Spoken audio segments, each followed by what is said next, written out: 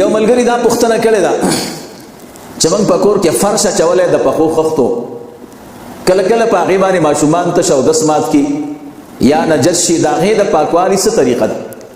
محترمو د دې دپاره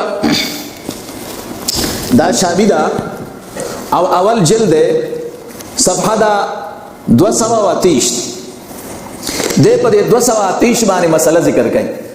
وایي که دا خښتې داسې وي چې د دې نه فرش جوړو، نو د دې حکم د ځمکې دی.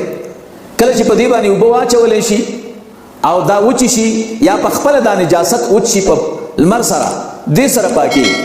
او که دا خښتې داسې وي چې د یو ځای نه بل ځای ته بدلېدې، نو بیا لابودي ده د غسل نه، بیا به خامخا په هغې باندې 3 کرته اوبه اچئ، بیا به پاکېږي.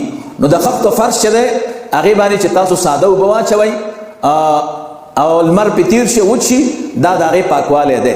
باقي همغه مشهوره مسله ده چې تیمم بیا په داسې ځمکه نه کېږي. او که دا زمونږ استاد خو الحمدلله داسې فرشونه دي چې اوبه وځي، نو ښه طریقه دا ده چې تاسو ورته پیپ ونیسئ، اوبه ورته ونیسئ چې دا اوبه وځي، بیا خو د ټولو نه ښه خبره ده. خو عامه مسله دا ده چې کومه ځمکه په هغې نجاست غورځېږي یا د خاورې ده یا د خښتې ده، هغه چې وچ شي دا وچوالی د هغې پاکوالی دی.